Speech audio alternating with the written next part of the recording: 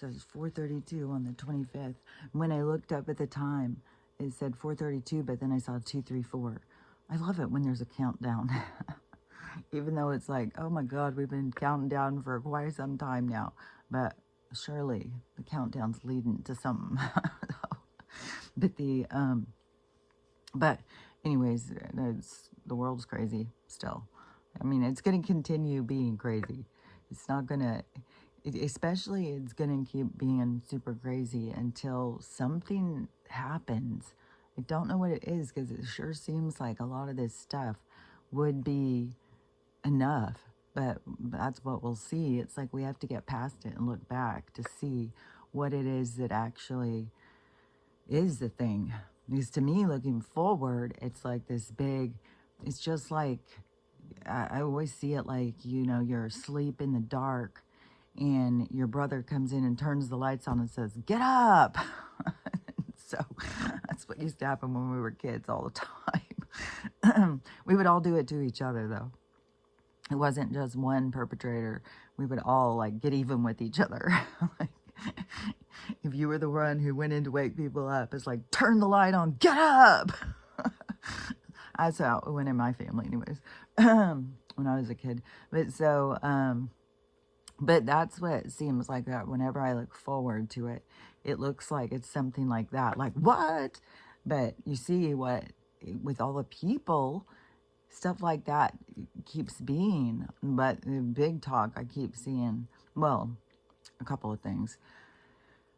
Because it's shocking, but literally people hate Donald so much that they wanted to disprove him saying anything about over-the-counter stuff.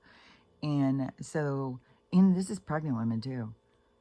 One, I guess, took a whole handful, which I don't know what ludicrous, asinine shit people, like, know what the hell you're taking. Like, you would think, as a nurse, I would think that it was common knowledge that if you take too much of that, it affects your liver and you can go into liver failure. And I know someone currently who has done that, but it was a kid who, and this happened all the time, like people come into the ER and kids will be like gonna do themselves in, and for some reason they go for the Tylenol, and then they end up coming in and end up having to be helicoptered out because they have to go to, you know, in here it would be like they would have to go to Seattle and then and wait for a possible new one, and if they didn't get it, that was like, it was curtains for them, and it was really sad and tragic. But you know, you can't tell people, and so I know somebody who has done that, but they are still okay, but apparently they've done some damage.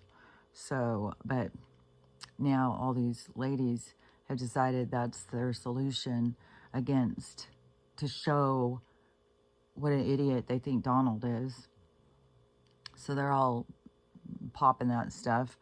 And I guess some are going into crisis while they're pregnant, ending up in ICU and stuff. It's like, what in the hell? It's like, and besides the fact, it's not him. It's not just him sitting there saying like, you know what I think? You know, I was thinking about last night. You know, this is what I'm kind of thinking. Is no, he's fucking reading studies. It's like, that's the same thing with what's his name? A guy who talks about Nick as a teen. ARDISS, I think it's spelled, his last name. But I don't want to say it because I've already said the T word, though. But anyways, that's the thing with him, too. Everybody's like, oh, yeah, well, that's so stupid. I don't listen to a chiropractor. It's like, okay, well, he happens to know how to go and access studies, and he's reading studies, and so he's showing. He doesn't just read them and tell you about them. No, he's like, you go watch his video, he's going to to walk you through the study. He's going to show you. That's why his videos are so long. He's going to take you through it so you, for your own self, sees what he's talking about. He's not going to just sit there and spout shit off. And so that's what we have currently going on about this other stuff, is they are reading the studies. And that's when I listened to ARDISS. He was talking about these are all studies that they hide. They hide them. They put them deeper into the mess.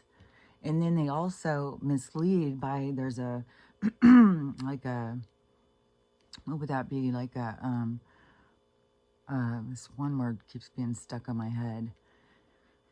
Like from movies, like there's this one, you write a sentence, it's like not like a synopsis, but it's kind of, it's the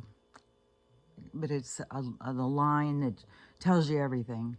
And so they have the top couple lines that tell you, but they leave stuff out of that.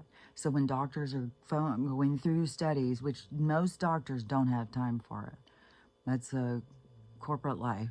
You know, they live and work for corporations. And so because the corporations have taken over our world, taken over our life. And then that's one thing that's big coming out on everything, is everybody's starting to realize that the real is running us and they own both sides. It's like, yeah, this is not, the two sides is an illusion. It's just you two standing here arguing over bullshit. And so, but that's where they want to keep people trapped in the bullshit. And when you see the people trapped in the bullshit, then you know it's something deeper inside of them, because the rest of us can stand back and go, you guys are just arguing over bullshit. Besides the fact that you're kind of saying the same things, but you got to pick an opponent. You got to pick what is that? It's like, but the thing is it has to do with your injuries from your past lives, like what I keep talking about. It's deeper. It's deeper. Like everybody wants to be like, everybody wants to think so much about on the surface of why people behave the way they behave and stuff like that. It's way, way deeper. The problem is the disconnect from what it is they really need to be working on and what it is that they fight or distract about.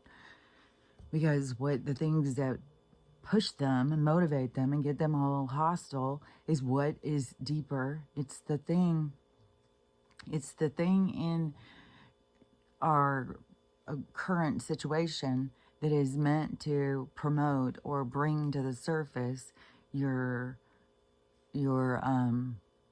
more hidden parts of yourself, because it's all it's all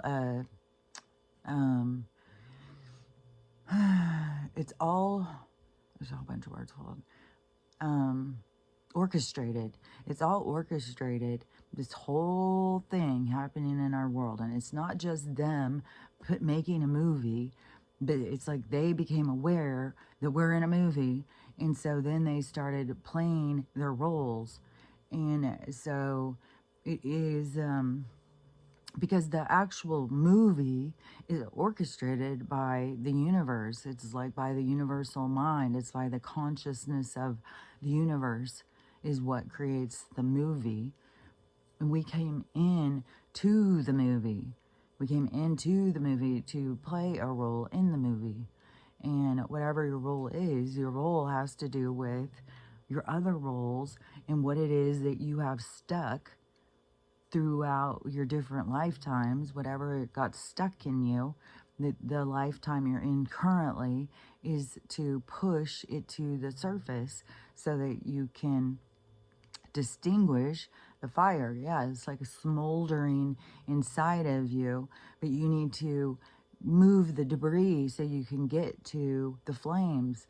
And so that is what all of these different situations are occurring for people, so that they can weed through the debris to find what is really the source of the fire and the hostility that they are exhibiting. And so that is the challenge But see, they keep everyone so distracted and fighting so that you don't realize what the real challenge is, what you're really supposed to be doing. And so this has been going on for years and years and years. That's what's so crazy. You see, everybody just stays in the fight, stays arguing with each other. And then when you look at like the people who are running this world and in charge and stuff, that they are, it's like that they create the same thing with the gladiators. It's just a fucking, uh, it's like a, it's like the same thing as the gladiator. Like, you know, put us in a place and then get us to fight. And and then it's for like their enjoyment, their entertainment. Don't forget what other parts of their entertainment is like. They like what goes on in the Red Room.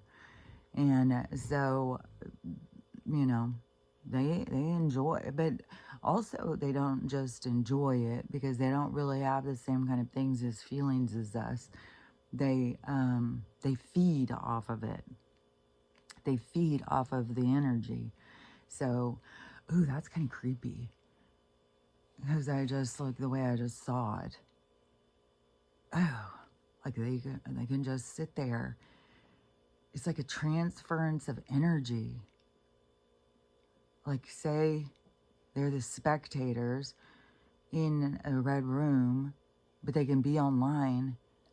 But the thing happening there, in all of the trauma, it's like they could close their eyes and pull that energy into them, and it feeds them.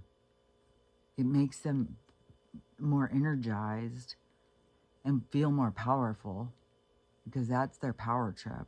They're power trippers, man. And but it's all being exposed and stuff, you know. But, you know, there's lots of people who just, as long as they keep fighting with each other and thinking that one another is the enemy, they don't really look outside and see who the true enemy is and see how this is all being, it's a masquerade. It's all being manipulated. It's all being orchestrated. But that's the thing is people wake up, which they're always going to wake up when they wake up. But, like, there's certain people who are out there who have been awake for a long time and that they begin to play their role. So they begin to, that's when you start living more direct with intention, is when you start to play your role. You're not just on autopilot. You're not just reactive. You begin to be the role. You begin to understand yourself, understand the world around you, understand what everything is, and then you begin to go into your role. Oh, yeah. Okay, yeah, it's the difference between, like, what I was talking about the other day when I was that movie, where you're watching a movie and the characters, you know, it's like they're reading their dialogue or something, and they'll try and act, but they're not believable. It's like they'll try the way they'll read the lines, but it's like, it's so obvious. And then, you know, we'll be like, oh God, they're not a good actor or something. But so that is like what people are like until they heal their wounds and stuff, until they become their truth, until they become their authentic self. Once they become their authentic self, that is when they go into character. They go into who they truly are. And so that's the difference. And then you watch a movie where the character's so believable because they go so deep into the character. But it's still acting, but I'm just saying as a reference. But that is the difference between being on autopilot in life and being your true authentic self. Because when you are not your authentic self, then you are playing a character, and it's not really believable, especially as people, there's always tensions and stuff. So there's a lot of hostility in relationships and stuff I mean, I know lots of people, you know, being married and be like, why don't you be real? Because people put on, it is like the damage that they feel, the rawness that they feel in the world, they begin to put a suit of armor over them to protect them. And at certain times, and then there's huge triggers, like when people get married, it's very triggering. A lot of people, as soon as they get married, things start falling apart. It's very triggering to people, and I don't know if it has to do with, well, I mean, anybody who you're going to be getting married to, you have past life history, so it can have with past life stuff that all of a sudden triggers you.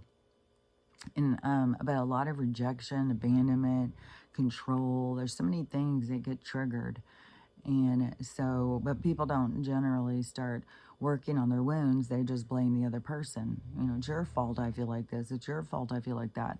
They don't go into deeper. It's like, why do I feel like that? Why?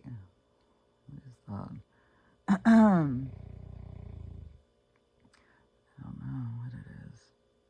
It's probably nothing. Probably a bug. But now they've seen it. I gotta get it. What the fuck is it?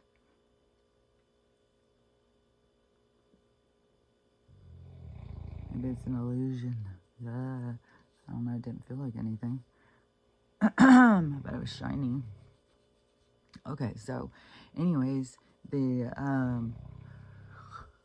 but so, like people like Donald, for instance, and how he always says, well, central casting, and he has said it's all a movie. You got to remember this is all a movie.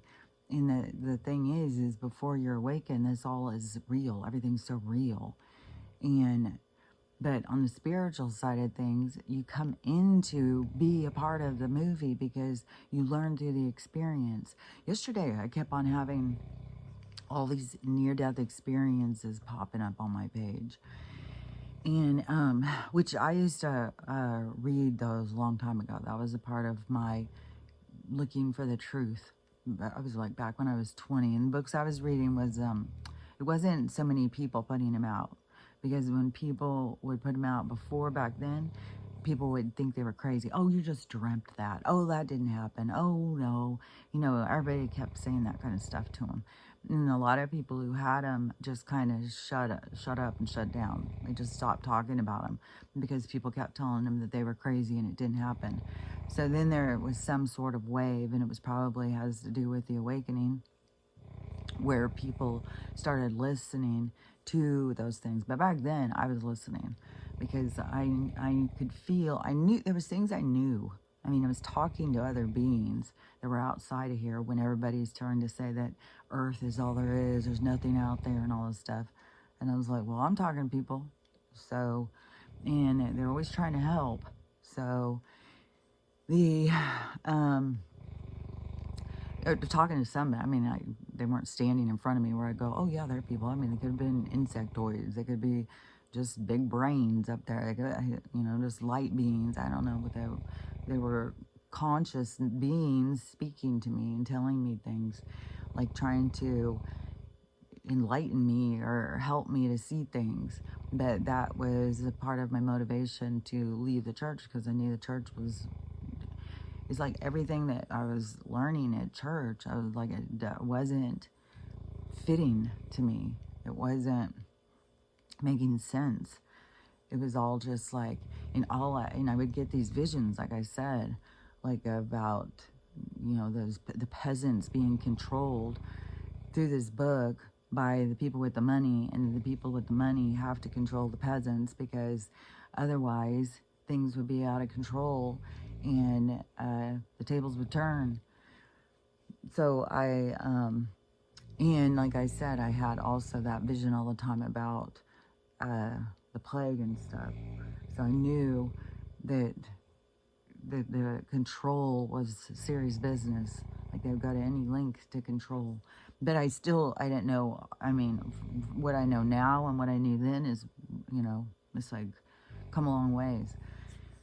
But so when I But when I started questioning the church, and I had these beings telling me stuff, and then I tried to tell people, nobody would listen. I would question at Sunday school. I would question my preacher.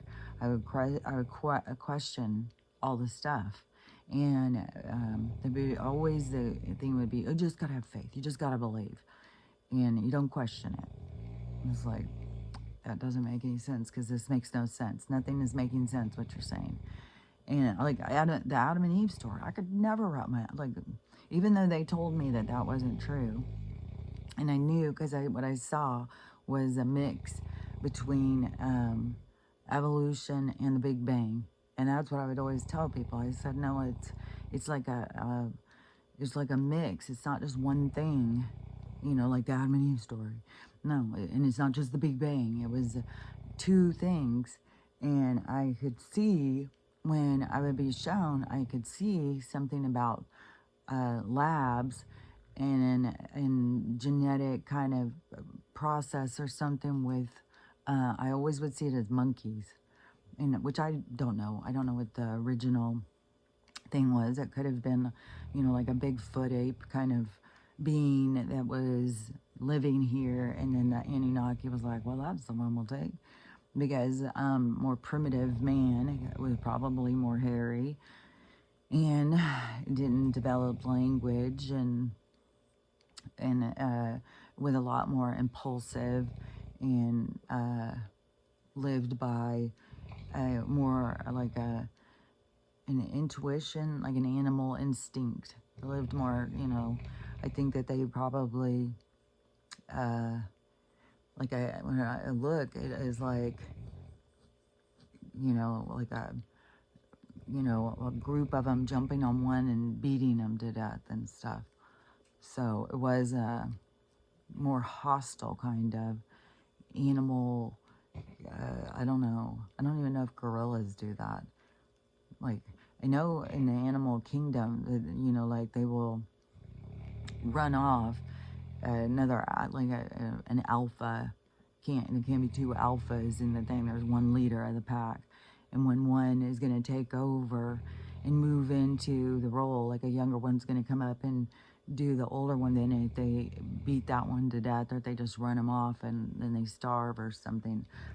So I don't know, but I think it was more like that, not just like some chimpanzees and they can go and take, it was more of these, I don't know, like an in-between kind of thing. And, but then it's like the Anunnaki sped up the evolution or something. But anyways, that's what I would always see when I was a kid. It was like this big bang of energy was the creation. And then, and I didn't see all the different, now, it's like, I see like all these different colonizing tribes coming from everywhere and setting up colonies all over this place. And but the Anunnaki did create this evolution kind of, whatever they did to promote a more advanced species, like, so that they kind of promoted that, but still that those beings with that genetic line have a very strong connection to the earth. Like, they have a different kind of connection. Like, it's deeper. Like, I think like they could feel and hear and read things that not everybody else could. So they have a very deep connection to this place because they come from like this original bloodline that is very, it's like a plant sprouting from a certain area, and then in the difference of you just going and getting a plant and trying to plant it in that area. The plant that comes from that grows from that ground, is going to have stronger, more connected system, value set. It's going to be more connected to where it grew from. So even though that they did things to tweak their DNA and stuff, they still have this very significant attachment to this earth plane. So, but you have those people, which I still think the link leads to Aborigines people. I think is that they're the most connected to the original people. I think, but I don't know for sure. But that's what I feel like is like they are like some of the oldest, like go all the way back. Even though there's tons and tons of tribes that go way, way back, like they colonized a long time ago. So there's lots of tribes that have been here for a long, long time for their ancestry. So they can be really deeply connected too. But there's just something that is like the golden ticket or something from the original people. And but I don't know. I mean, the Aborigines could be a whole nother colony tribe, and it could be the Egyptians that are the first ones. I don't know. If it's me, I think like a lot of the ones over in the Middle East are different colonies. I think a lot of the ones that are different tribes in America and Canada and stuff are also different colonies and stuff. So anyway, and I think that's why there's different ones that look so different, like people in China look so different than people in Egypt. Or, you know, I mean, we all look different from each other, and I think that's the thing is the colonies. It's like certain different bloodlines that came from somewhere else. But I still think that there's something that they did at other times besides just the Anunnaki in the start, where they started trying to take the melanin out of the beings and started trying to create this more washed out person, because they know the melanin has something to do with the connection to the whole, I don't know, it's like the iron in the blood, this different conduit to connection.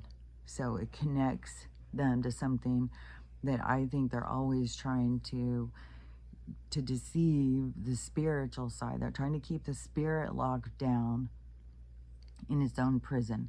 Like yesterday where I was saying, we build our own prison around us.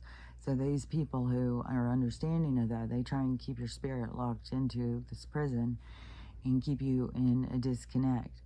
Well, I think that melanin, it has a strong spiritual, it's like a strong connection to information. And so that information gets people to look at things deeper. But that's why in certain groups that they have created ghettos and hostility and crime and criminals and stuff, because it's like they can go crank up the frequency and drive them crazy so they can't connect to themselves. And I also think that that is why the sun stepped in and yeah, that's trippy, because it's like whatever they try and do in the game, there's this other force, because it seems that the sun began to because even in their creation of trying to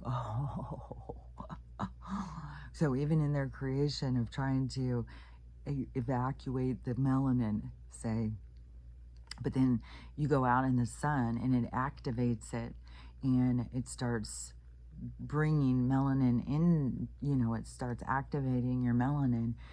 But that is why they're always saying, stay out of the sun, stay out of the sun, the sun's gonna kill you, it's gonna give you cancer. It's like, what's really giving us is them. But they want you to stay out of it, because I know a lot of people who will not go in it, and they and if they do, they slather on all that stuff, And but that I think is why they want us to stay out of it, is because the sun, like the universe, stepped in and said, hey, come out here and pick up on this energy, and we're going to activate what is dormant inside of you. And so it promotes your melanin to start being activated in your skin. And see, that is what I think more of these spots and stuff and freckles and all that is. It's scarring of like the melanin being activated or something. And that is where they try and say, oh, it's hideous. Oh, God, it's hideous. But I think it is, we should wear it more of a badge of honor. It's like, I got my melanin going. Like, can't fool me. So, I don't know. Some people would say, oh my God, can you believe how crazy she is? But think what you want, believe what you want. It's up to you. Just like I said, when I was going to church, the stuff they were saying, it was like, no, this doesn't make sense. This doesn't make sense. So I had to go towards what made sense to me. And the stuff comes to you when you seek. There it comes. It finds you. And so, because it was all in alignment to me, because I was like going and questioning things, and anything I would say that they would tell me, and I would tell my mom. I would even told the preacher. I told the Sunday school teacher, but they would tell me I was wrong. That's not true. Well, like I was just this crazy little imaginative kid, and I was a daydreamer. I lived in my imagination, all that kind of stuff, and so the but then that's when the first one, which totally trips me out still. I know that somewhere along the way I jumped into a different timeline, because in the one where this all began for me, Marianne Williamson wrote the Celestine Prophecy, which I always trip out and think, like, if all of a sudden we're back into a reality where she wrote the Celestine Prophecy, that would really be wild. But somehow it changed. So when I was younger, she wrote it and I read it, and then she wrote another one, and there was a second one. I read it, and then I was just like starving for more Marianne Williamson. And my mom said, oh, she wrote this other book about women, and I don't remember what it was, but it was like, this isn't what I'm looking for. The Celestine Prophecy was like, it was like reading about Atlantis or something. It was like this ideal world, a world that we can go into, this other world that we left behind. And so I was like really into that, and I just thought she was the greatest thing in the whole wide world. And then after I'd read those, then my mom was reading Shirley MacLaine. And because Shirley MacLaine, then she started talking about reincarnation. And that's when, she was this hot actress, she was in so much stuff, and then all of a sudden she became like this crazy person to everybody, but not to me. She became like my mentor. I was like, oh God, I love Shirley MacLaine. So I still love her, but she also had a significant impact in my life. And so I started reading her books. And in her books, she would reference other books, like, read this. So I'd be reading those. But my mom, I don't remember if she read a couple of them, and then she's like, I don't believe this. Because she was very locked into the big book. And so that, if you go against the big book, then you're trying to distract and deceive. And so, but I thought, this is opening the doors. It's opening my mind. It's coming to the truth. And so I read her books, and then that led me to reading Dr. Moody's books. And so the books I read back then were near-death experiences, Dr. Moody. And and I think that he had a couple out, and then he put one out with kids, and then I think there was some more. I was really into reading these all the time. And then so he would just tell the stories of the people who he would hear or be in their practice with. So it wasn't somebody's whole long story, but there was all the same story over and over and over, to where, to me, I was like, this is the truth. This is what happens. This is what happens when you die. You go to a life review, you go to this other place, you meet up with people who you've known along the way, and you go into this new, it's this new existence. Like, I saw yesterday a medium who said she was talking to Robin Williams. I listened to a little of it. I didn't listen to the whole thing. But so she said that he said that that's the greatest thing when you get over there. He said he flies everywhere. It's just like great and wonderful. And, dying's the greatest thing. Which, that to me has always been, like, I haven't feared. I used to have a fear over how it would happen, but I've heard so many people say, you leave, there's something that happens in your body, like when it goes into distress, you kind of leave that state of consciousness, and so right away you leave your body. You don't have to go through, like, where we think there's all this trauma and stuff to death, but you don't stay there and experience all that. But I think that we have throughout time had different experiences where we did experience, and it did have such an impact that we all have, like, dreams of falling, because I think we've all fallen from somewhere, because there used to be a lot of I think we used to walk on cliffs and shit. I think there in different storm, there's like a lot of different ways where things can happen to you. So anyways, I think a lot of that kind of traumatic deaths is kind of stuck with us, and so we don't go through all those experiences. We just kind of go out, and but now you have all these people who are going more in depth, like they're writing books about their near-death experience, and they're on podcasts, they're being interviewed all the time. Like, people are listening now to what their experience was, and you always find they're so, like, repetitive. It's always the same thing over and over and over, where it's like, to me, especially back then, I was like, there's no way that this is real. This is what really happens when you leave. And it was in alignment with my soul. My soul was like, felt peace with it. And that was the thing at church, where it wouldn't find peace. It only found questions. And so once I started hearing this other stuff, I found peace. Like, oh, and then when I pulled free from the church, and that was one of the questions, I swear to God, back in the day, it would be like, well, let's see, how would it go? It was always like the second or third question that somebody would ask you. Always. It wouldn't ask you about who you vote for. No, it wasn't about that. It would be like, well, what do you do? Well, are you married? Do you have kids? Where do you go to church? And I would always be, where do you go to church? There's always a question. Where do you go to church? Where do you go to church? And I would always say, well, I don't go to church. I'm not. And they'd be like, you're not a Christian? And it was like America and Christianity in some form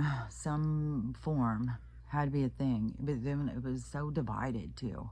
It's like the Baptists, they're crazy. Oh, you wouldn't go around a Mormon, they're crazy. Like, all these different ones, it's like they were all against one another. The Nazarene, the Latter-day Saints, the Lutherans, the Catholics, they're all at odds with each other. It wasn't just one set thing. It's like you take that book, you change a couple lines or something, or you translate a little different here, and all of a sudden it's like they're all against each other. And so, but they all wanted to know. That was more important than, are you red or are you blue? That didn't matter as much as, where do you go to church? What denomination are you? What do you believe in? And so I was always honest. I wouldn't play games and pretend like I went somewhere I didn't go. And I would say I didn't go to church. And be like, what? I say, well, I'm just spiritual. I'm spiritual. And then people will be like, well, what's that? What's it spiritual? Are you, do you believe in God?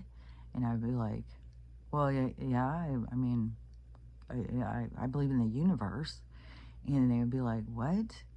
Like, people was like, it was like, you got to talk about the book and the belief system there. You start talking outside of the book, then it's like, what? What are you talking about? What are you talking about?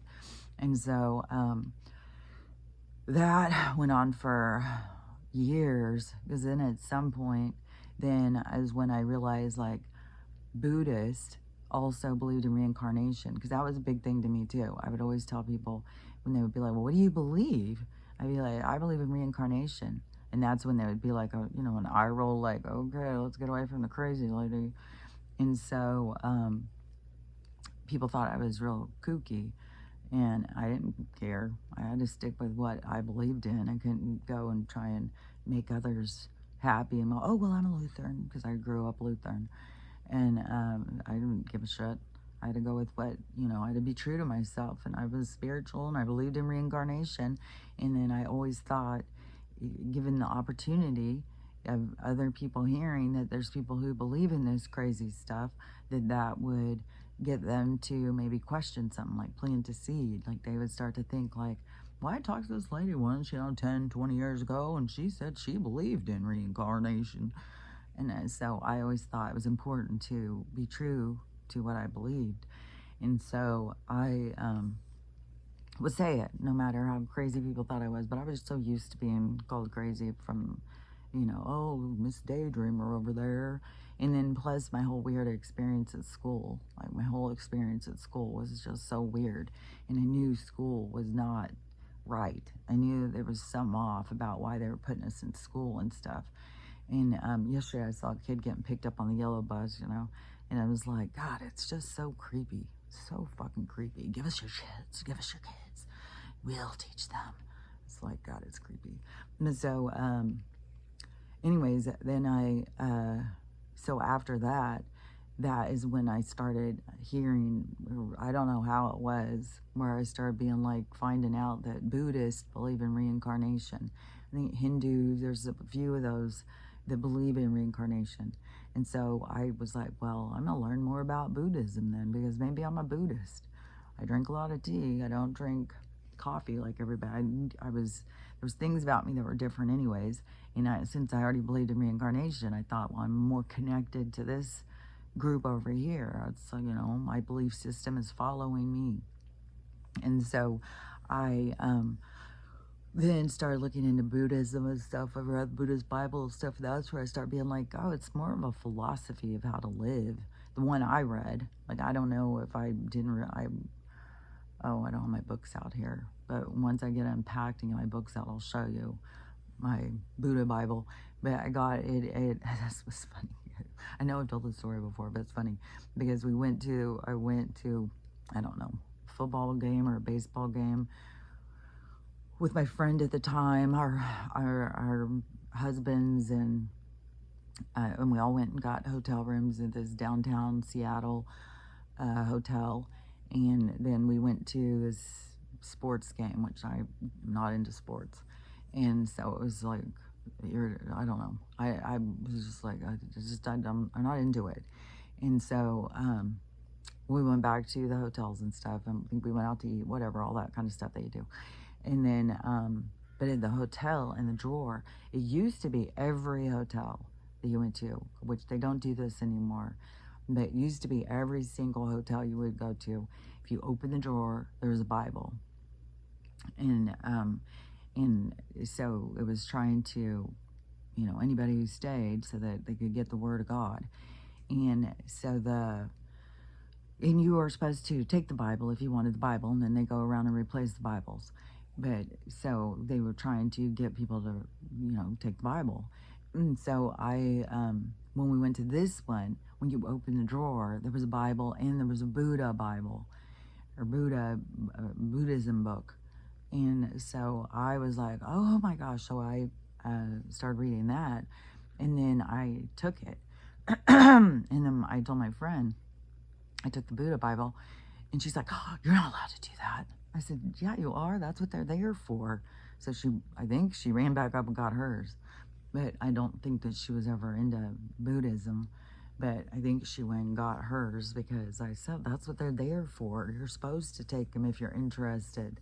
That's how they spread their word. And so, but anyways, I read that one, gotten some other books and stuff. But I know also that they've also infiltrated that. Like there's some really dark monks out there. There's that one in those videos where he keeps kissing all these kids and tonguing them. Oh God, it's so gross, man. Everywhere, you know, just because somebody is a certain religion doesn't mean that a religion is a easy place to hide. So you can call yourself whatever you want, and then you can, people have an expectation, just like I just saw a video of these, and I heard about this story a while ago, but somebody just did this video, this Christian couple, and they are, you know, oh, well, they're well respected at church, and they adopted these 5 little African kids. I mean, what grand people they are. They've adopted these 5 little poor kids from Africa. But they're the ones who made the kids live in the barn, locked them in the barn, and then the kids weren't allowed to go to school or play or anything. All they did was work the farm all day long. So all they did was try and, you know, capture themselves a few little slaves that they could, because they didn't give a shit about these people being people. They only gave a shit about how they could control them and work them to death.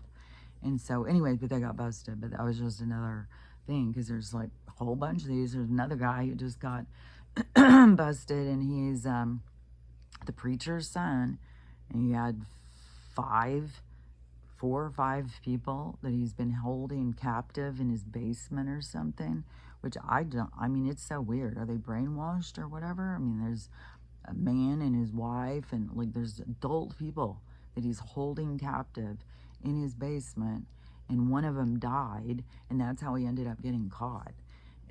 So I don't know, there's story after story, like the other one of these people adopting these kids and then them being horrible. They use them for, you know, like those 2 guys that just got 100 years each or something too. They got like a life sentence because they were adopting these little boys, and then they weren't just using them for their own pleasure. They were renting them out. So all these people, they can mask by calling themselves a label, a name, and then they can pretend to all the people watching that they are something that they're not. So anyways, it's all just bullshit. You either walk the walk or you are a phony, you know. So whatever your belief system is, you know, you still, even if you are a follower of Jesus, to me, I mean, part of it is got to be like, well, and not just in the translation of the book, but what would Jesus do? Like, what would his true character do? Would he do this, or would he do this? Would he do this, or would he do this? Is that you got to ask yourself the questions if you're going to be a follower of somebody.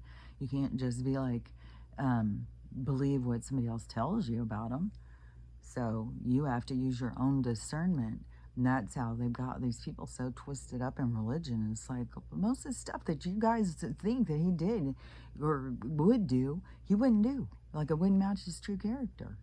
It's like, but I think the blind following from that, it has to do with fear. And so, which leads me back to these near-death experiences that these people had. So this guy, I've seen 3 parts of his so far. And so in part 1, he tells how he died. And it was, I think he was exercising. It was something. And he fell over and died. And then nobody was finding him. So he was dead for a long time. And so he said, as soon as this was kind of trippy. This is how you interpret. Your mind has to interpret what's happening. And that is a big thing about right now, about us awakening through awareness and stuff, because that is what they try and control, is our interpretation, and keep us distracted and keep us interpreting what they want us to interpret. So this one, so he falls over and is laying there dead. And then he said immediately he was in this like movie, like when you go to the movies and there's all those seats and the screens up there. So he said immediately he was in there, and he said he worked on movies. I think he worked something as a crew or something. And so see, he's going to interpret how he understands. And so he said that, so he's sitting here in the audience, which he was the only person. So there would be certain things that he would start questioning, like, why is nobody else here? And then, so as he's watching this body, and he's watching this different stuff. I can't remember everything he was saying, but he said that he kept on thinking, like, why would they do it like this? Why are they doing this? Why are they doing that? And he said that he was getting these different perspectives. So it was like he could hear the guy on the screen, and or something. It was like this weird perspective thing that he was getting, which was tripping him out. He kept thinking, why would this director do this like this? This doesn't make any sense. And so he still wasn't realizing it was him. But then it's when all of a sudden somebody found him, and then I can't remember. It seems like he could hear what they were thinking and stuff, and he was thinking that it was in the movie. But then he said that once they started strapping him down, that he could feel it on his own arms sitting in the thing. And then he started like, why? It started tripping him out. And then he started saying, that's when he started realizing it was him in the thing. So as soon as he realized it was him in the dead, I think that's when he left. And so as soon as it came into his awareness, like, oh, I'm dead, I'm out of my body, that he left. But he was, I think it was like 15 minutes or 45 minutes, maybe it's 45 minutes. Oh, yeah, that was one of the things. Because it was like 45 minutes before they found him. So he'd been laying there dead for a long time. His body was cold. And the one of the EMTs came in, and that's where he started saying, like, he could hear what the EMT was thinking. And so the EMT, and he said this was trippy too, because the EMT is standing there and is looking at him, and he's dead. They've put him in a body bag, and the EMT starts having this light coming out of his chest. He said this light started coming out of his chest, and when it did, he said he heard in his head, he's not dead.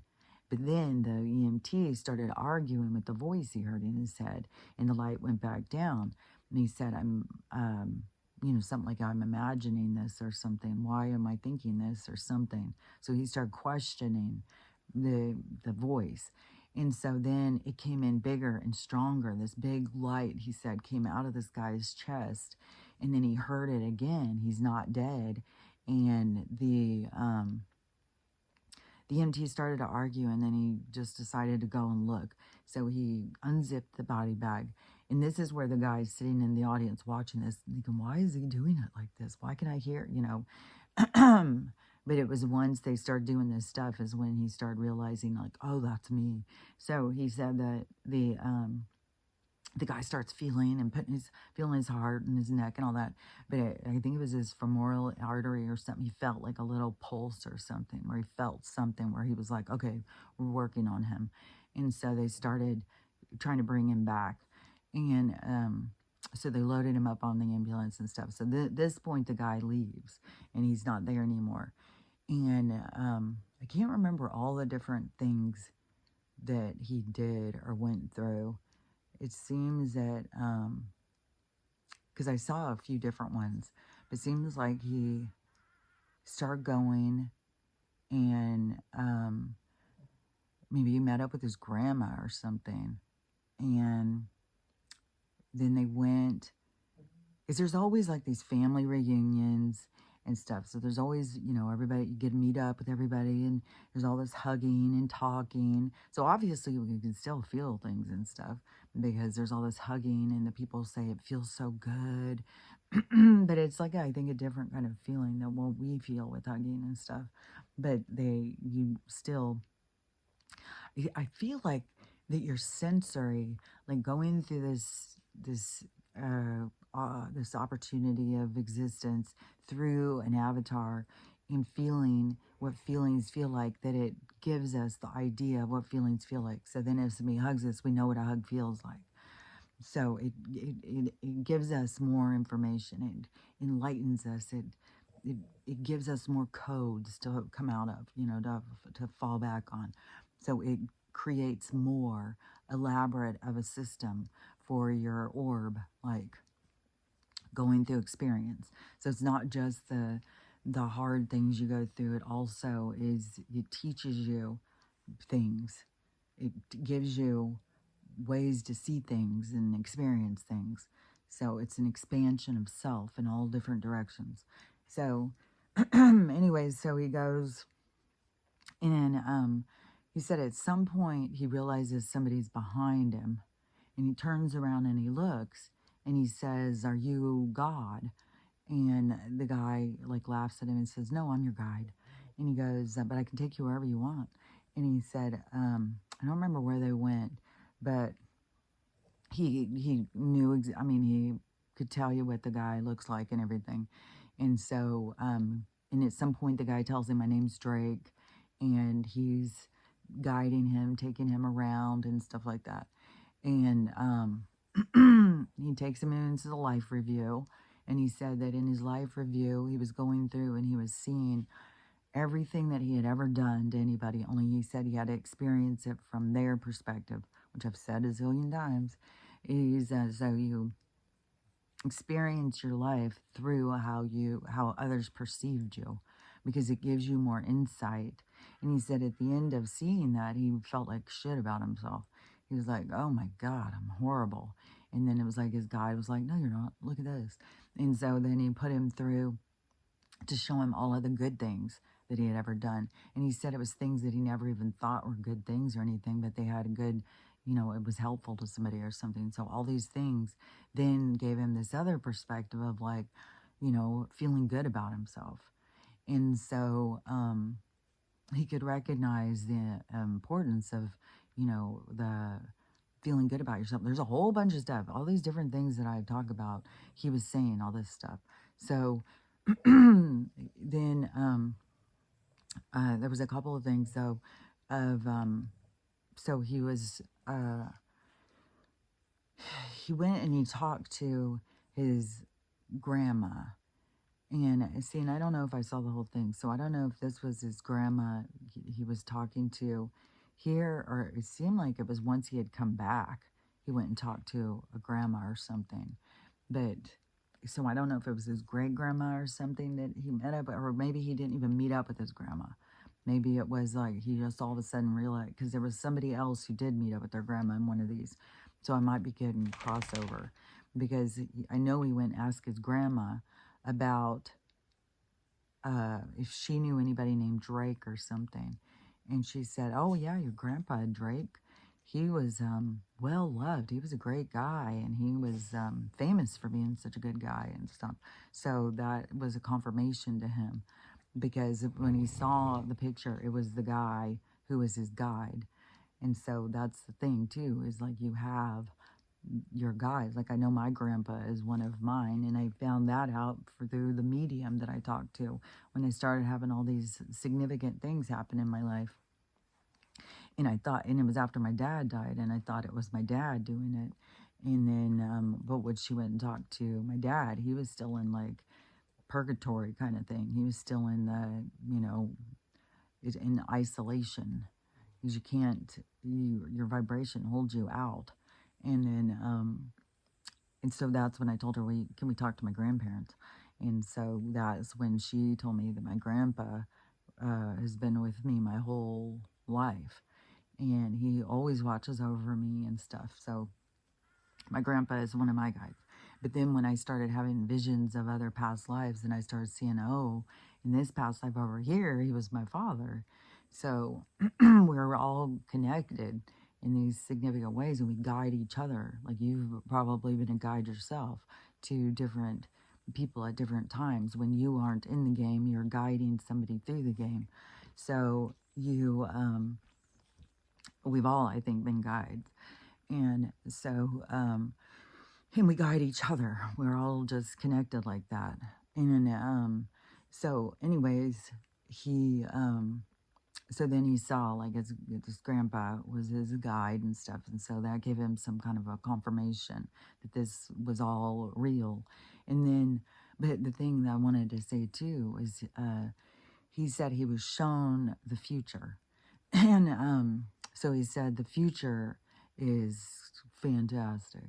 He said it's super super cool. It's way different than what we're living now, and it's all these things. It seems different in the way that I've been saying with technology and the medical, like it's like this advanced race kind of, and we live in a very different thing. And he said, and all of these different places are different, like I've been saying. It's going to be like all these different creative kind of like cities and stuff, but they're going to be a lot smaller. He said that there's going to be this thing that's going to happen, this big divide thing that's going to happen, and it's going to go in two different directions. And he said the directions are fear and love.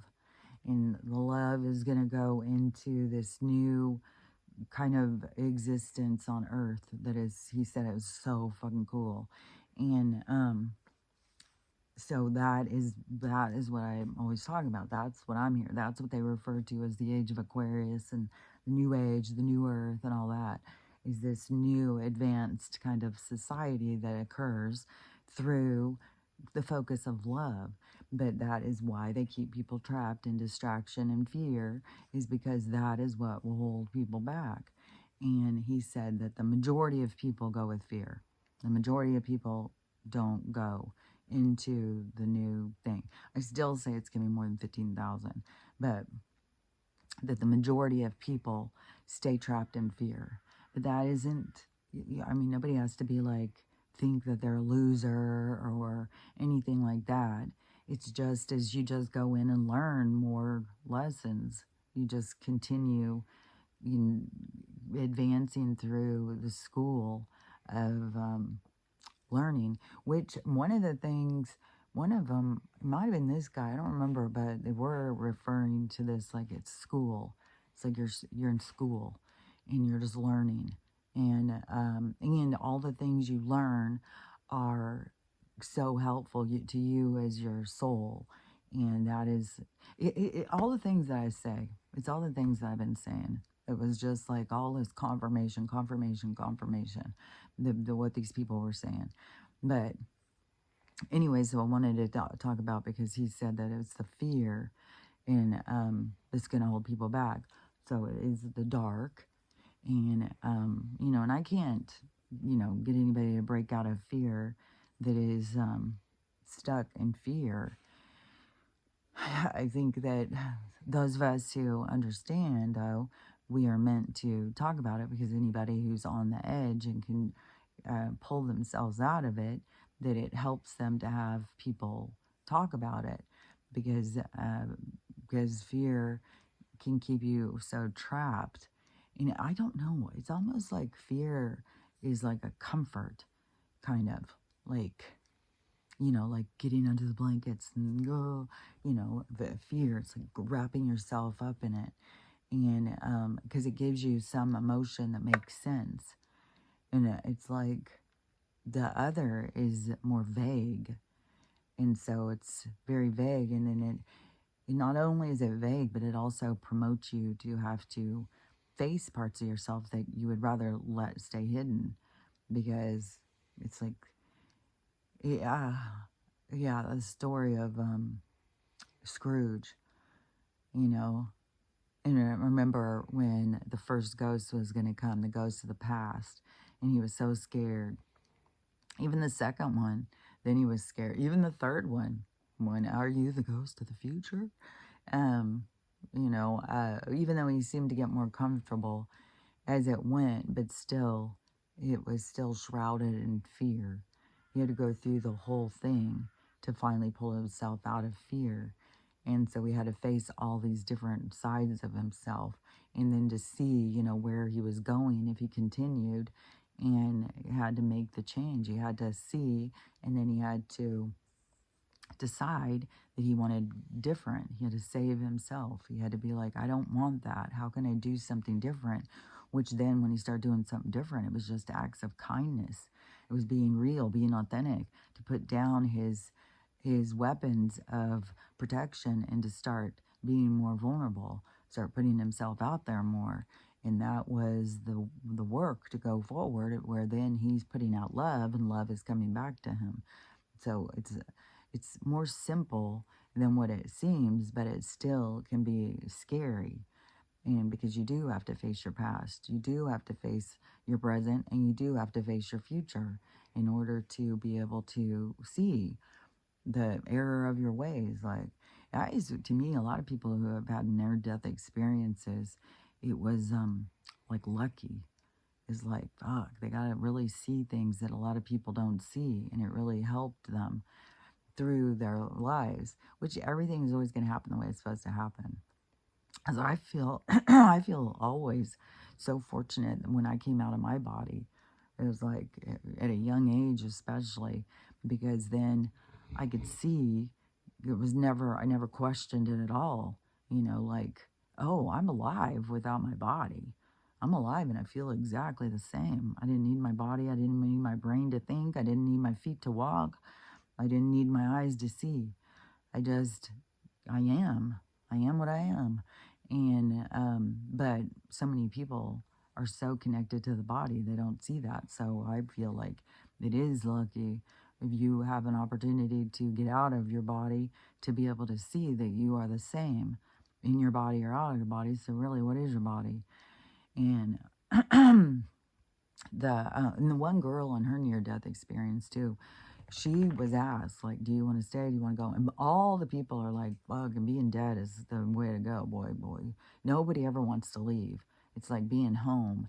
It's like going home and never wanting to leave again.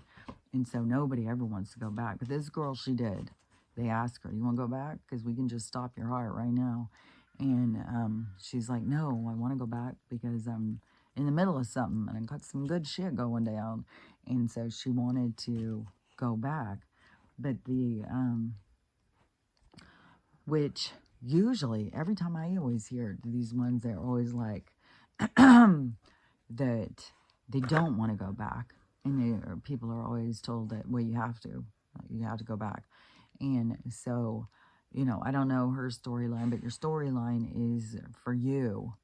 Your storyline is to help you for whatever it is. Like, she needed to come out for that and be given a choice, as she knew when she went back in, whatever she encountered, that it was by her choice. So however it works, it's what you need for you or your experience. So but she opted to come back. But there was more stuff that she had said. I don't remember if she's always like, because nobody ever fears death after they go and have these. They're always like, oh no, it's real easy and it's good. It's real good. And that's what, they keep people trapped in fear in regards to death, when death isn't even a real thing. It's like something that they created, that they made up to scare you. And which always reminds me of The Village. Everything has to do with like in The Village, he made, there was, to keep the people trapped in the village so they didn't go out and try and get away. There was a monster in the woods that would get you. And so the people would all believe it. And then they would do certain things sometimes if the people started to doubt it, then there would be certain things that would happen, like a big footprint. There would be some kind of big scratches on a door or something. So there would be something always to be like, see, it's real, it's real. So that is, but it was still all an illusion to keep them trapped and make them think that that's all there was. And when you watch the movie, then you see it's very, it is so true to this world. It's like the awakening. And so when you awaken to, that there is no monster, then you start to see the truth behind the illusion. And because it is an illusion of keeping us in their pocket, in their pasture, under their control. And that's also even when they say there's a food shortage and shit like that, while they're trying to go and kill a bunch of fucking ostriches in Canada. These people are fucking crazy. I swear to God, they're fucking crazy people. Even though they have no feeling or anything. It's just they're so fucking evil, man. And but when you have no feeling towards kindness or love or anything, then yeah, to people who have that spectrum of love and people who don't have it, they seem evil and crazy. So but in one of the things it said you gotta even let go of that. Oh yeah, because the guy, oh, I think it was when he was talking about the future. It was when he was talking about the future, I think. And he's like, about the fear and the love. And he said, oh, well, I've got no, what did he call it? No, wasn't racist. I've got no, kind of, I can't remember the exact words he used, but no bad feelings towards anybody. I even have 2 Korean sisters, and I can't stand people who don't accept, who are racist or whatever. And then the guide was like, see, did you hear what you just said?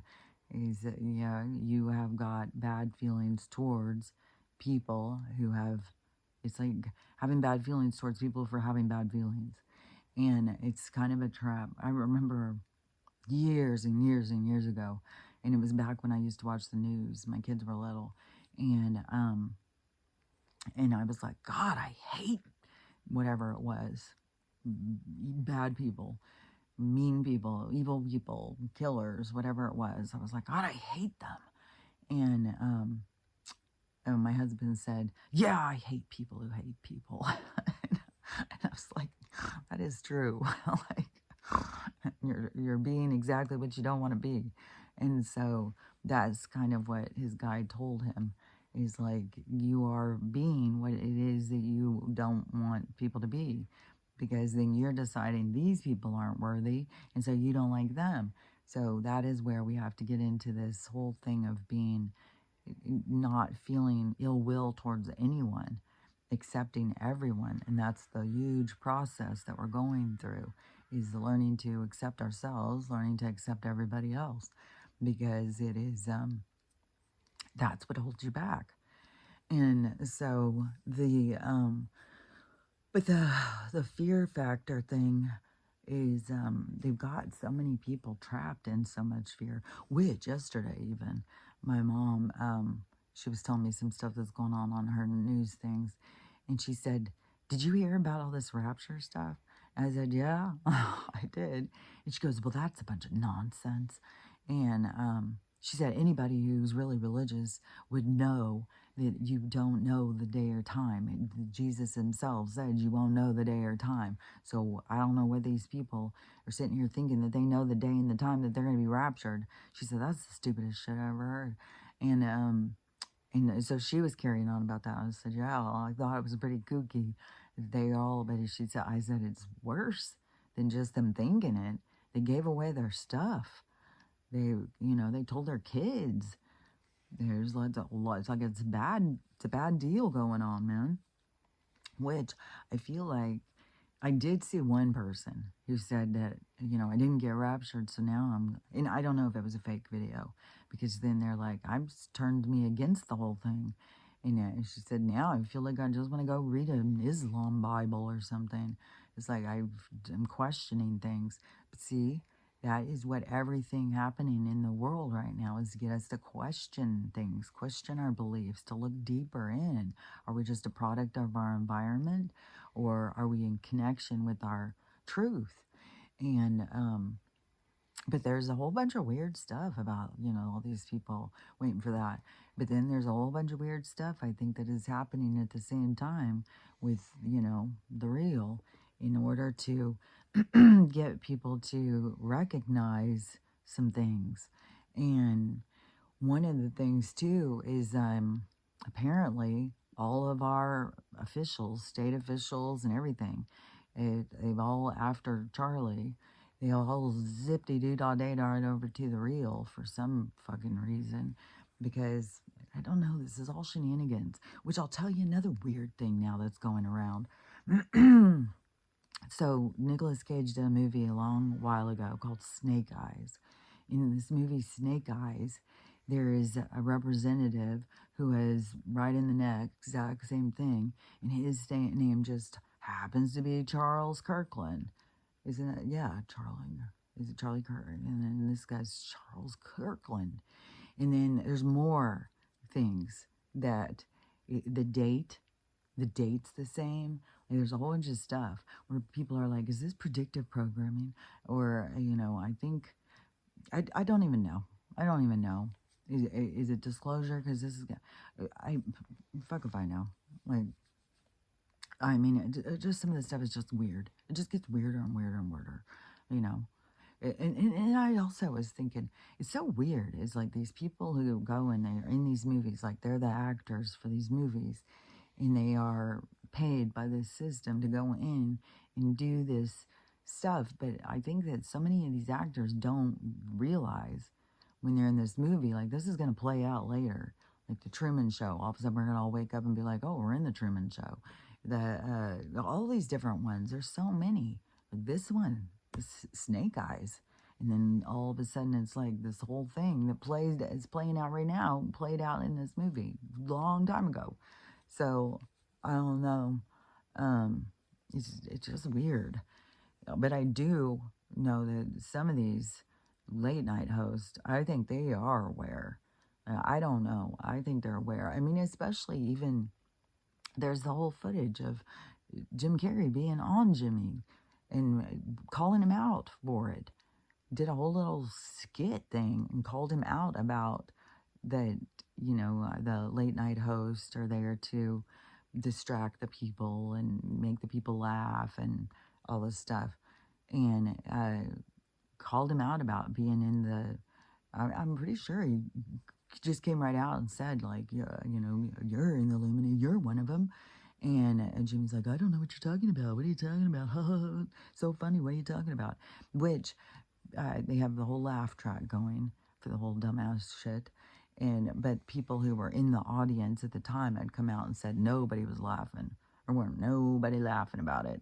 Everybody was just like stunned in their seats. Like, what? And I think at that point there was probably, one or two people in the audience who knew what the Illuminati was. And so that would be kind of an awakening thing, because then that would spark that ripple, would move that energy from these people out into that audience. So it would spark like an epiphany, like may just plant seeds for some people, but then there would be things that would repeat to come back in, depending on how your guides were trying to get you to see the truth. And we're all being shown things through different lenses.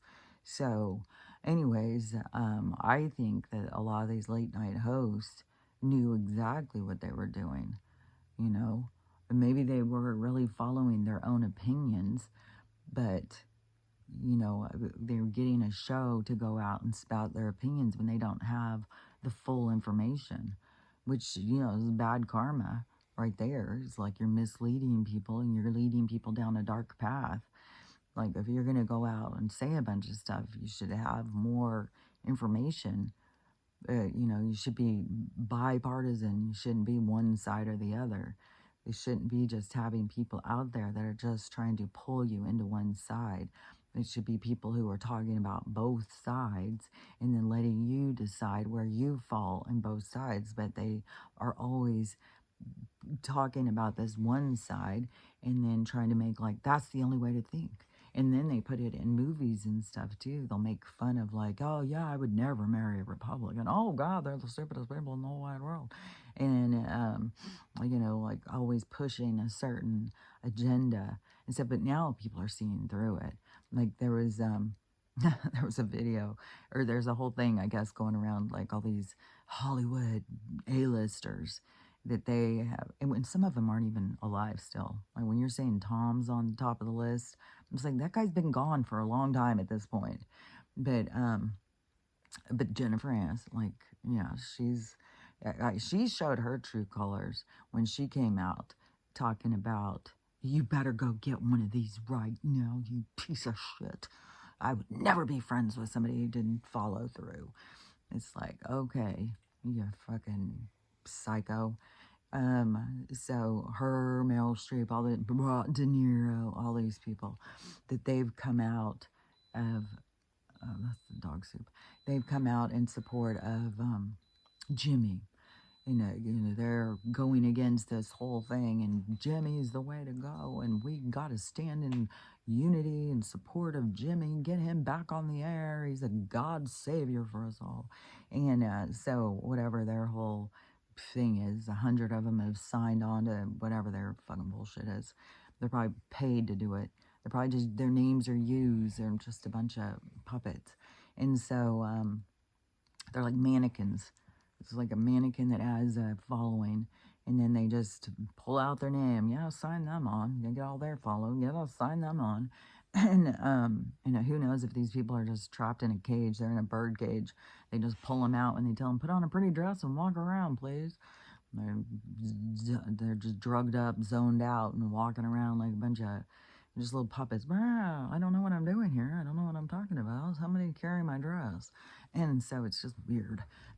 So, anyways, but in the comments, that was hilarious. Is that there was nobody. Everybody was like, "Oh, you just opened up the truth out here." Is comment after comment after comment. Nobody gives a fuck. Hollywood can just take it and stick it straight up that old wanger. Nobody gave a shit what they said, and they are disgusted by these people. They've just canceled them all. So, yeah, at this point, you gotta watch you gotta watch out. You gotta start getting real. Like, you gotta get real at this point. But yeah, so nobody is jumping on board where they used to use these people to get us to be like, get us back in a line. Like we'd all line back up like, what in the hell? Is this the same thing? Has it been there the whole time? So we would just, it feels like I don't even know what it is. Weird. So we just always line back up and do what we're told because the movie stars told us what to do and how to think. But now everybody's like, no, we're not falling for it anymore. You guys can fuck off, and you're a bunch of sellouts. So it was that one. There was another. Oh, everybody too. And the thing was, everybody's canceling their Disney shit. It's like, fuck Disney. But see, this is the fall of the empire. This is the fall of the corporation. And who was it? What was it too that I had seen? Oh, because it was a guy, and he was just talking about that the red and blue was never real. It was always one thing, and it's all owned by the real. And now we got all these politicians zippity dood on over there. And he was saying that the war has always really been the Constitution against the corporation. Well, I've been saying that for like fucking years. So, but that's what it's just so wild that the people who are misled, because they think that Donald is going against the Constitution, but he's going against the corporation, and he's bringing the Constitution back up as our forefathers and the rights that we have. We have the right to be free. We have the right to live freely and to live how we want to live, and no taxation and all this shit. So anyways, he's bringing us back to that, but it's just weird because the one side sees him as the complete opposite of that, and it's just like, it's so weird. It is like there's essentially like a side to them that is blind, and it's blinded by their own fears and their own hate.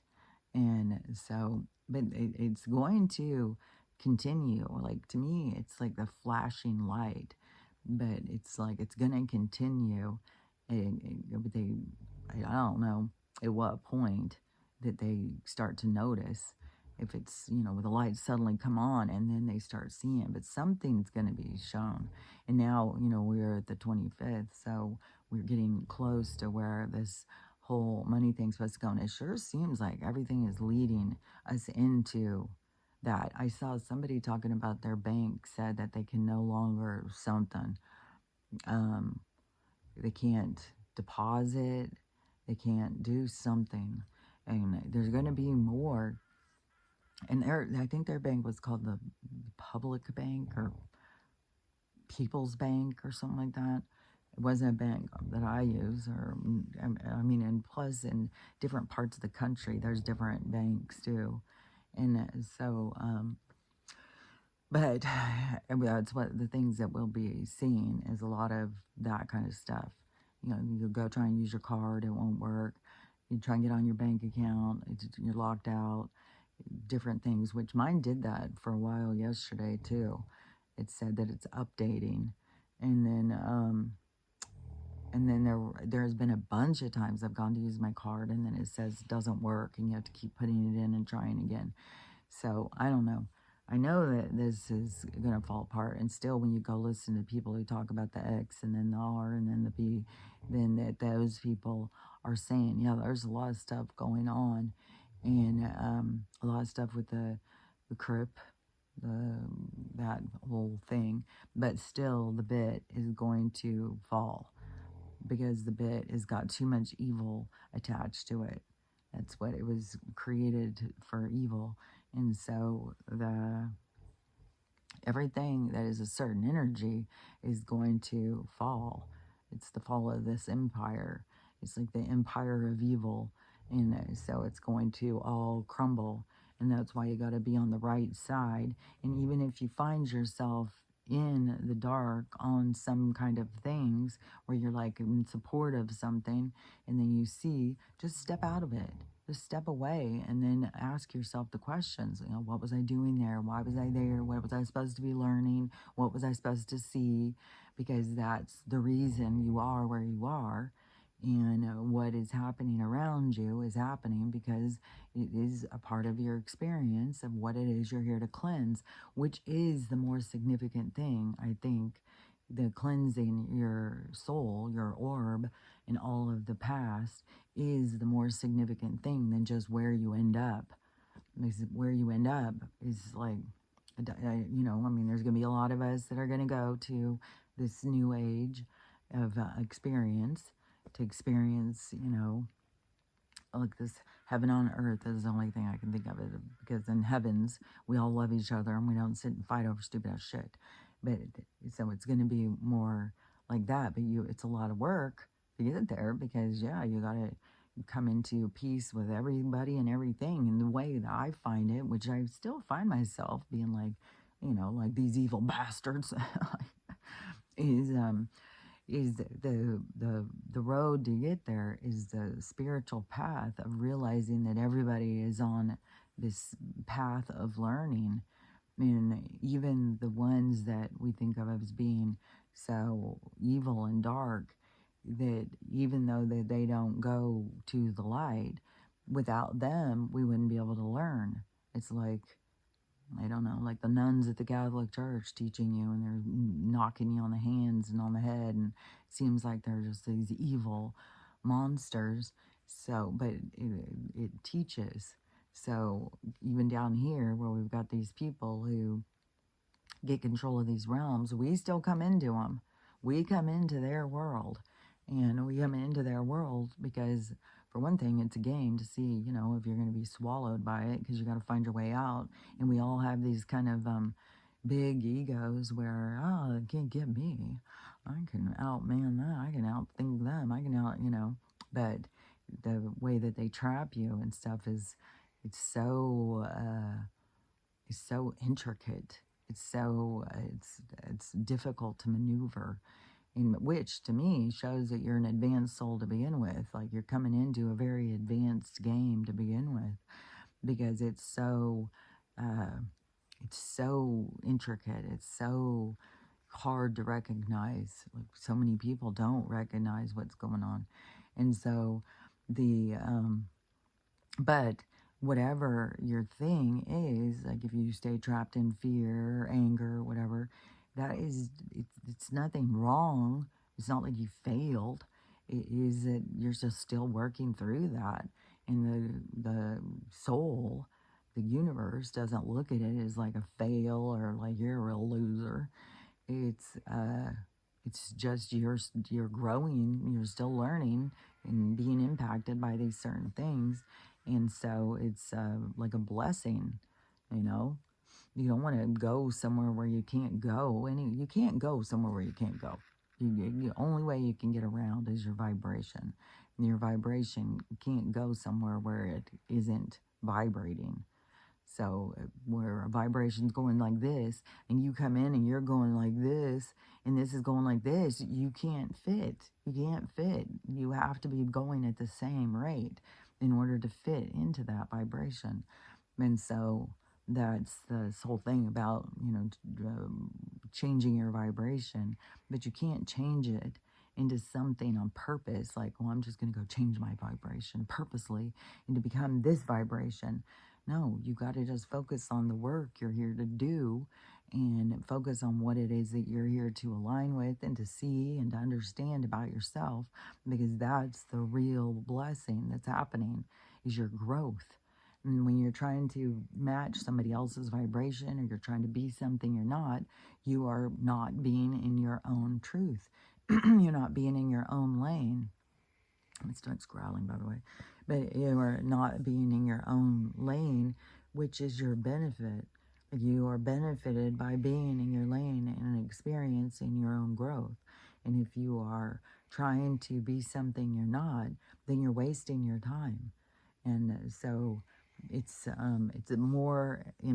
more important than just thinking, well, I've got to get to the age of Aquarius, I've got to get there, I've got to get there. It's way more important to align what it is that you're here to learn, what it is, what the lessons are around you, who's there to teach you. Not just go and listen to people, like me, and be like, well, I got to get to the age of Aquarius, that's the winning place.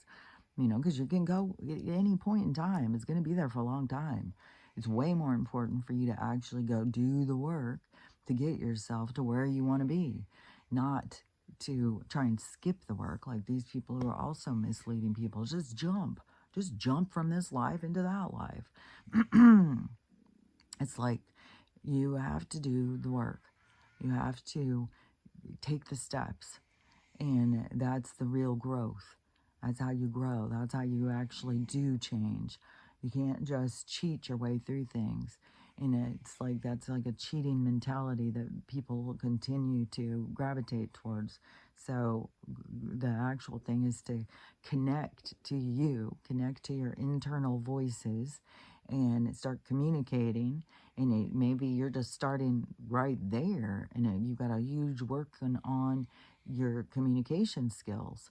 And because you got tons of people out here communicating with the darkness, and that they don't have an awareness of that. And there's a lot of them. There's spiritual leaders out there that are just connected into the darkness. They haven't even gone out of that.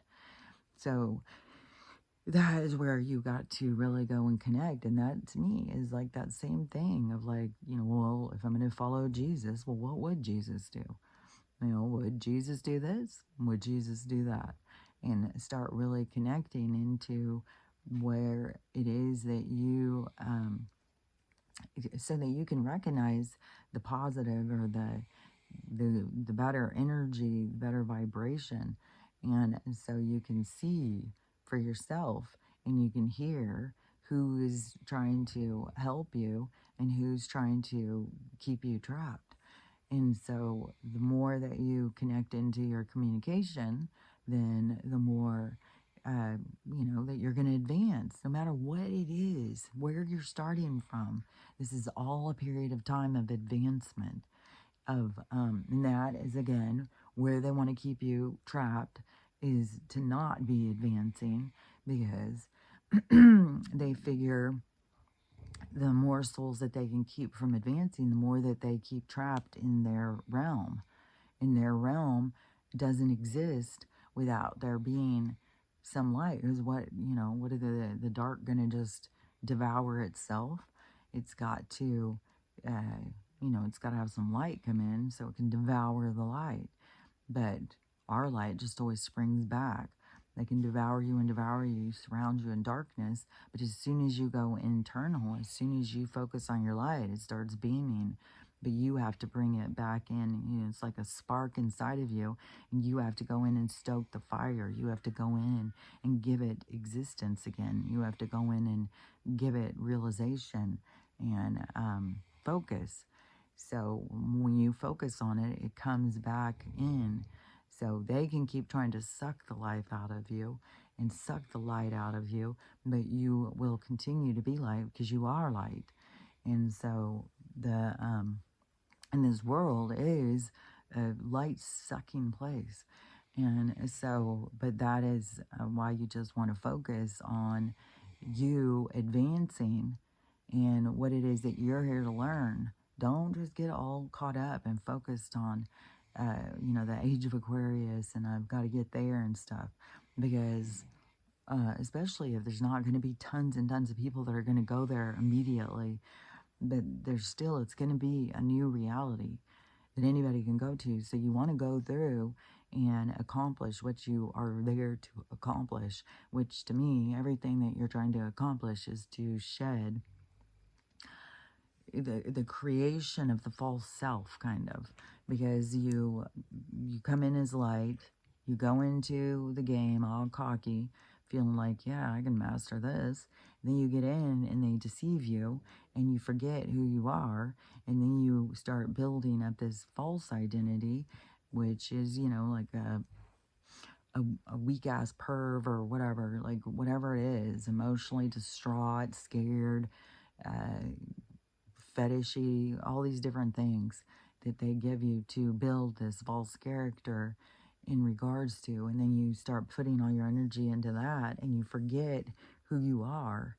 And so that is why all this light is coming in now, and to remind you of who you are so you can shed who you aren't.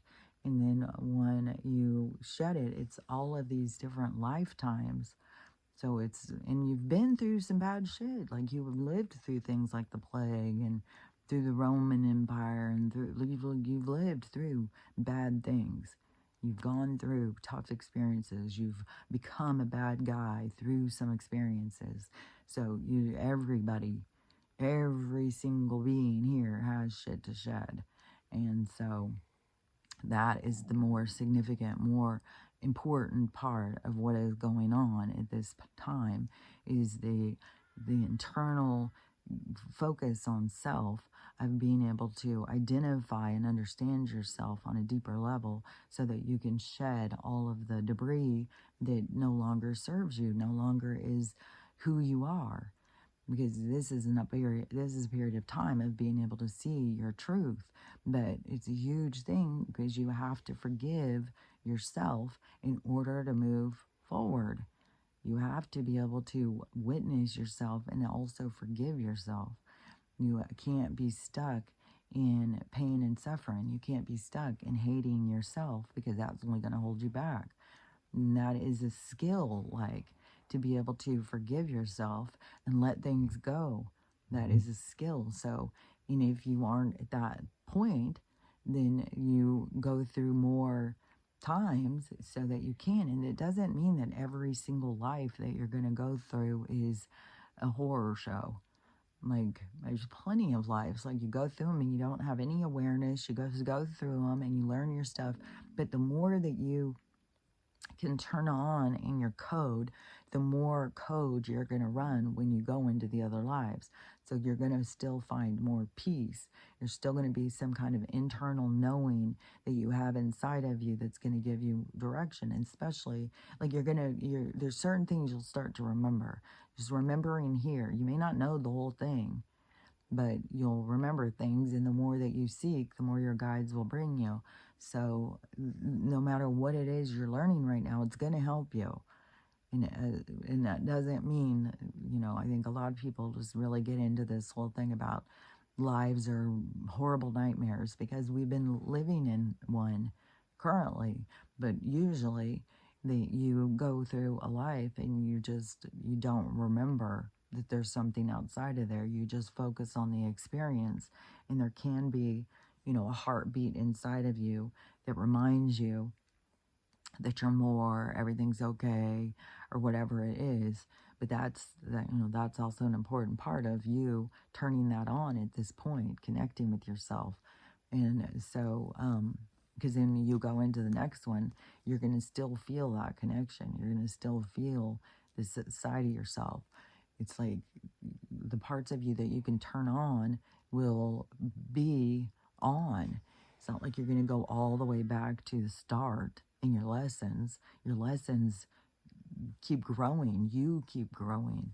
But that's the thing, is right now that they get people distracted, like, well, you got to raise your vibration. You got to do this. You got to do that. You got to get to the new earth. Otherwise, you're a loser. It's like, that's not the most important thing.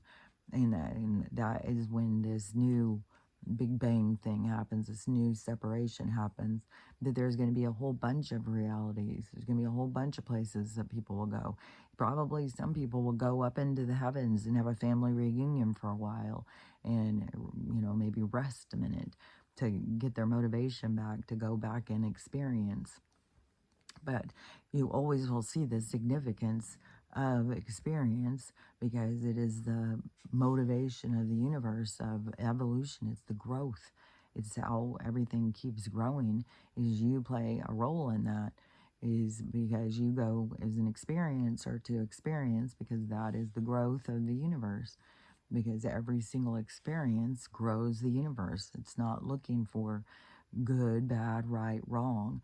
It's only looking to perceive more and more experience, because it's like the gaining knowledge. And so it's like it just wants to drink as much knowledge as it can and expand itself. So you are part of the expansion. So don't get caught up in thinking like you're not worthy, you're not good enough, you've got a shitty life, you've got shitty things happen. The thing about shitty things happening is because you can get over them. You have to learn, and you have to figure out how to overcome obstacles, how to everybody in your ancestry has been going through this one thing. Like this was so sick. This lady, so she's the grandma, and her little grandson started coming over and saying a bunch of really weird shit to her. And, one thing about like dad putting snot on his back, dad, putting this purple thing inside of him and then hurting him, and all this stuff, and how his dad says he wants to put the snot on his face and stuff. And this little kid, well, grandma figured out what the kid's talking about. So she started telling her daughter, what's going on. And the daughter was like, fuck you, mom. Don't talk bad about my husband. He's a great guy. But the grandma is saying that that she's found out that this is something that goes on in their family. Like this dad had the same thing happen by his dad, and the same thing, like this just carries on and carries on. But that is the thing, is be the change, be the one who steps out and says like, this isn't right, and I'm not, be the one who stops this current this current from occurring. This it is like, it's like a current, and it's created and then it starts going. But be the one who stops it, be the one who creates change. And so, and it can be difficult, especially when you're going against all the people, because she said in that family, it's the thing is you don't speak of certain things. And she said her daughter has been taken in by this family, and so you don't talk about this, you don't talk about that. And so but and maybe her grandson is going to be the one who grows up and says, this isn't right or whatever. Hopefully, he doesn't just turn around and do it to his son, and then he does it. Somebody's got to stop it. Somebody's got to be the one who says, like, I'm not going to do this anymore. And no matter what everybody else is going to do or say, I'm going to not be this. and, create change. So, overcoming obstacles and all the things that you go through, once you become somebody who's the change maker, once you become the person who says that you're not going, so much noise over there. Oh, I think it's Max. Because I keep going, like, what is there? Some creature over there? I shut the garage door though. It's cold as shit. So, but anyway, oh my God, I've been talking 144. I've been talking a long time, so let's just wrap it up here. So, anyways, see what's going on with my hair growth situation. Does seem like there's new hairs, but anyways, and this. And I don't know if this sickness, because the sickness that I had, my daughter had, is going around everywhere. And I don't know if that was weakened my immune, because I still feel like my ass is kicked. And my throat starts hurting, my ears keep hurting and stuff. So it's weird as shit. But I don't know if that's what's causing this big eruption by my eye again, is because my immune system is fucked right now. So, anyways. Just don't get too hyper focused on what you think is the right thing. Get in touch with yourself at your core and really try and absorb yourself into the experience, into the here and now, and really try and look at the things that are happening to you in a new, improved way. And don't get all caught up in, destinations, because that it's way more important to do the cleansing of your soul at this point, to take what's coming to you and use it to cleanse the old pain and suffering, and to really get into forgiveness of yourself, because I'm telling you, you cannot love anybody, you cannot forgive other people until you can learn how to love and forgive yourself. So learning how to love yourself, learn how to love everybody else, and then learn how to have the day you want to have, because that's where you can focus your energy and find the positives instead of just living the negatives. Because the more you get into the positives, the more that energy is going to come back to you and things are going to pick up. So anyways, that's what I got to say about it today, and we'll see about tomorrow. We'll see what this day brings us, and we'll talk about it tomorrow. So I'll talk to you later. Bye.